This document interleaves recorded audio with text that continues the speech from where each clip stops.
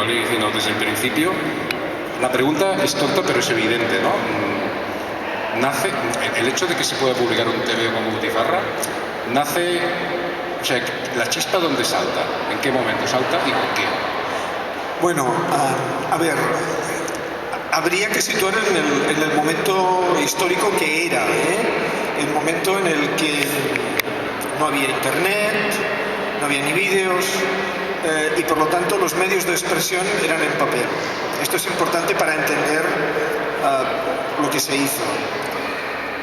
La chispa, como dice Tony, es porque en un momento determinado, aparte de mi carrera profesional, digamos, comercial, colaboro con una serie de publicaciones alternativas que en aquel momento se hacían, digamos, en el área de los barrios de Barcelona. Es decir, publicaciones que generalmente organizaban los vecinos en las llamadas asociaciones de vecinos. Ahora no están en su mejor momento, pero en aquel momento jugaron un papel histórico y político muy importante.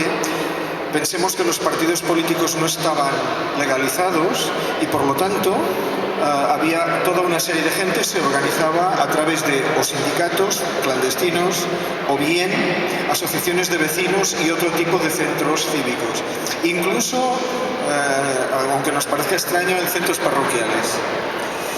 Dicho esto, este era el ambiente, un ambiente de efervescencia, no solamente, por supuesto, en Barcelona, también en Madrid, también en menor medida, puesto que eran ciudades más pequeñas, Zaragoza, Bilbao, etc. Pero el caso específico de Barcelona eran muy fuertes, tenían un cuerpo social muy fuerte. A partir de mis experiencias en alguna de estas publicaciones, y me ahorro los antecedentes y el por qué yo creo que la revista, que el cómic puede servir para algo más que distraer, sino que puede servir también para educar, etc. En todo caso, si a alguien le interesa, podemos introducir el tema a posteriori. A partir de ahí me doy cuenta que estas historietas que se publican en estas revistas funcionan.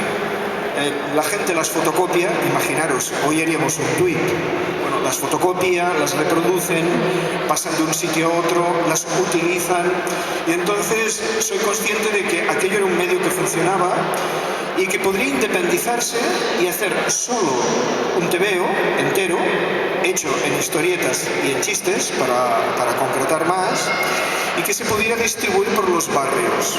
Esto era imposible si no se tenía la complicidad de las propias asociaciones de vecinos. Claro, si nosotros llegábamos allá, de hecho quien llegaba era él, luego os lo explicaré.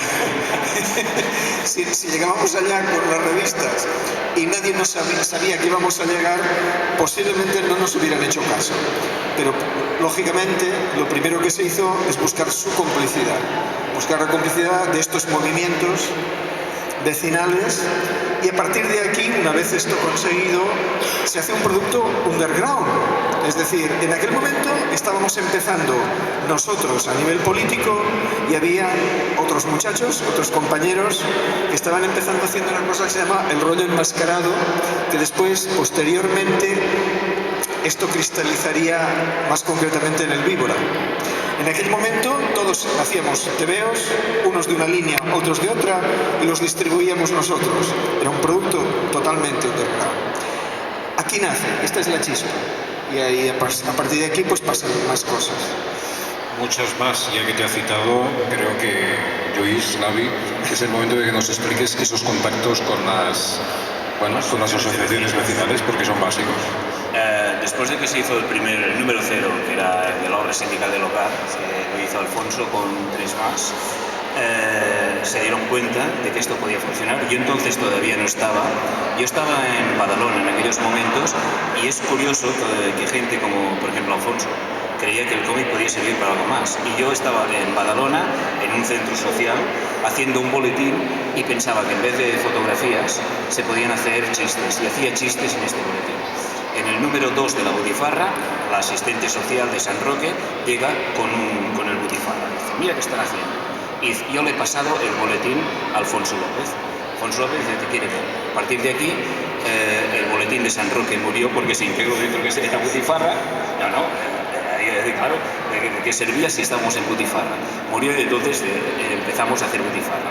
Butifarra al principio, como que era autogestionada, evidentemente, se decía, ¿tú dónde estás? Pues mira, yo tengo 2 asociaciones que la puedo repartir, y se la llevaba. Al ser quincenal pasaba que había veces que alguien se olvidaba de llevar la asociación y demás, y entonces decidimos que la repartiría yo. Es decir, que creamos una pequeña empresa autogestionada en la cual había un señor que era el distribuidor, que era yo. Me hice una ruta y en 2 días la distribuía.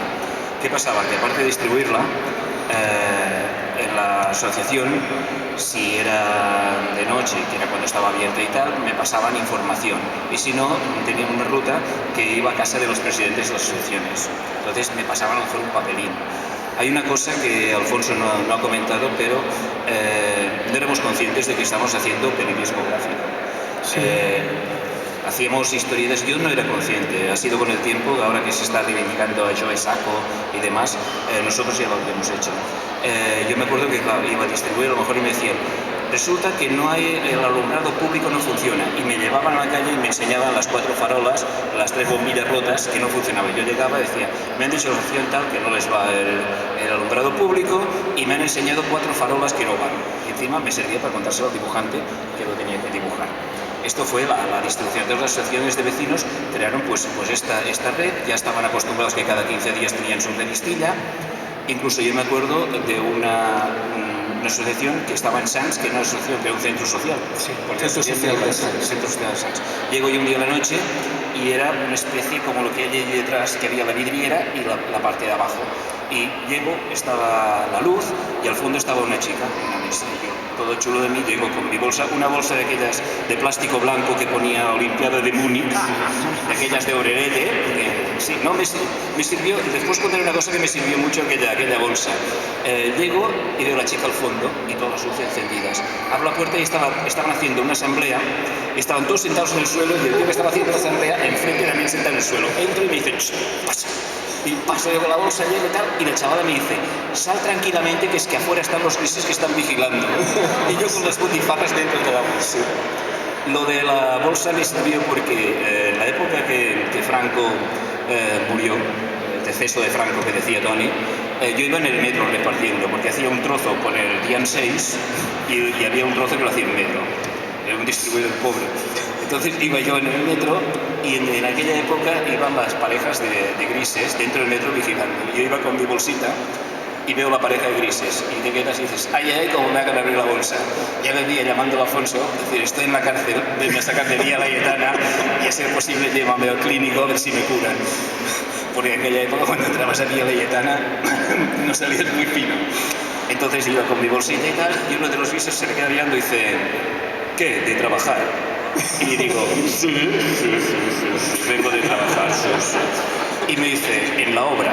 Y pensé, lo de paleta no se me da muy bien, pero como que había arreglado sensores, digo, no, soy electromecánico yo. Y dice, muy bien. Llegamos al SS, yo me bajo y muy digno digo, buen servicio, ¿eh? Dice, gracias igualmente. ¿Qué ibas a decir? ¿Qué iba a decir? Pues esta fue mi entrada en la Butifarra y la distribución que decía Alfonso. Hay que decir que no todo